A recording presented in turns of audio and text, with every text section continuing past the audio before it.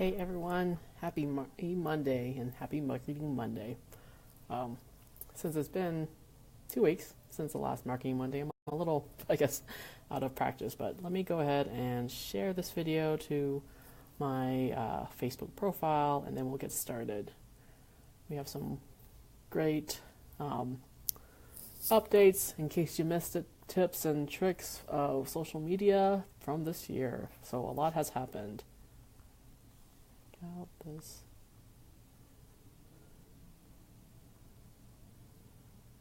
Hopefully everyone had a good Thanksgiving holiday a couple weeks back, and of course it is now right into the holiday season, so let's do that.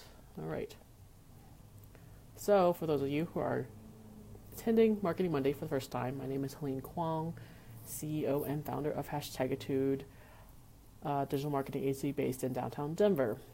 So we believe in building authentic community and not just giving those two terms lip service, but really, truly being transparent, being partners with our clients and helping them grow their communities and their sales as well.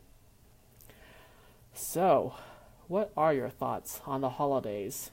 Love them, hate them, I know that for some people the holidays are not a fun time. For me, I do enjoy the holidays because a lot of times I would say it does mean I get to see my family. So I enjoy looking forward to the holiday season, although of course I see my family outside of the holiday season, but it's it's more rare to see them outside the holiday season. So anyway, tell us in the comments below, whether you enjoy the holidays or you would be fine without them. So anyway, this week's theme, so now that it's in December and we only have a few weeks left of the year, this week we're going to focus on developments from 2017. So today's Marketing Monday is going to be focused only on social media, and you'll hear at the end of this broadcast what the blog post this week will be about. Anyhow, what has changed on social media, with still 4 weeks, I guess, or so left of the year, a lot can still happen, but in terms of things that have happened in the last 11 months, here's what has happened with the top. I'm going to focus on 6 social media networks, and we'll just highlight the biggest changes. So there have been other changes happening to social media networks in this last year, but if I wanted to talk about every single change that has happened, it would probably take me about half an hour to an hour to dive deeply into it. Plus, it's a little hard to talk about some of these changes without a visual reinforcement, so too bad I can't just have little bubbles pop up on the screen or anything. Anyhow, so first up is Instagram. So Instagram being owned by Facebook, a lot of the changes, developments for Instagram, they've replicated a lot of Snapchat's features, such as the face filters, stickers. You can now invite friends to do your Instagram Live broadcast together, so you can do a little split screen Instagram Live. So that's fun if you want to collaborate with a friend or a business colleague on a topic. There's also now stickers or sticker polls, I should say, that you can add to your stories. So if you wanted to ask people should I get a chocolate chip cookie or not today, people can say yes or no, and they can vote on the story itself, press the button, and then you can get the results later. Also, another big development on Instagram are the carousel posts, or posting multiple photos per post. So multiple images per post.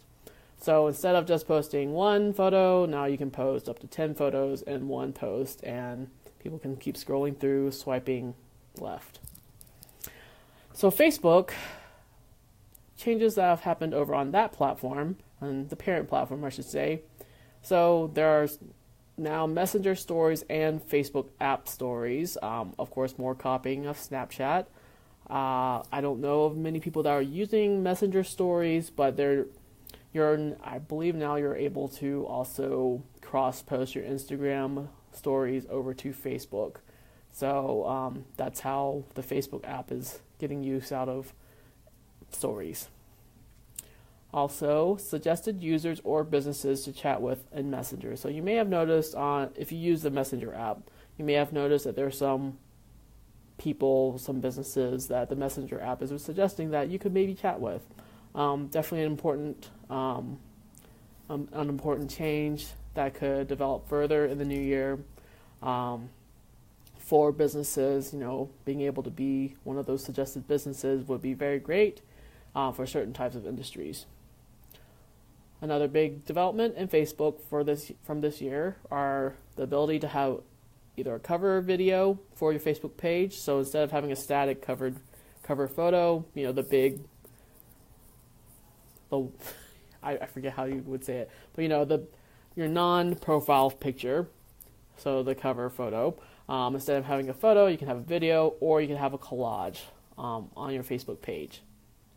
So now, number 3 social network, LinkedIn. So the LinkedIn is definitely a little slow on the whole video trend that has, I would say, since 2015, a lot of people in the industry have talked about video being the next big thing for social. LinkedIn has been a little slow to it, but now you can directly upload your videos to LinkedIn. A live component will be coming soon to the broader LinkedIn audience, but currently I believe any sort of live element on LinkedIn is reserved only for influencers or people with a lot of connections. Another development on LinkedIn, and this one's interesting because I just got a perfect direct example of it this morning. So professional mentorship connection option. So now you can reach out to people who have expertise in certain areas and ask them for mentorship or advice. You can set up your profile to be a mentor or set up your profile to be a mentee. I'm not sure if there's a way for you to be both, depending on the situation. But this morning I actually got a message from an individual who was seeking out advice about how to best approach relocation and also how to approach her job hunt, especially since she doesn't currently live in the city that she plans to eventually move to. So I received that as a request, and so far so good. So definitely a good thing, especially if you're looking to do more mentorship in 2018, or to find others who are a few steps ahead of you and find those people who are willing to help on LinkedIn. So now, number 4, Twitter. Twitter increased their character limit from 140 characters to 280 characters just recently, I would say in the last month or two. Images also do not count towards the character limit anymore, so you can still add up to 3 photos to your tweets, but they will no longer count towards that character limit. Periscope is now, you can now use Periscope within the Twitter app itself. So instead of having this whole separate Periscope app, if you want the social aspect of Periscope, you can do that.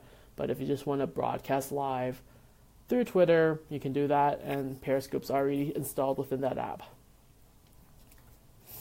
Now, number 5, social network, which Pinterest is not really considering itself so much of a social network anymore, but more of a search engine in many ways, but still. And I, to be very honest, don't really keep up with Pinterest as much because, one, we don't have many clients who request for Pinterest help, and also it is definitely a very different beast than the other networks. Pinterest has had a lot of changes this year, especially working on them being a visual search engine.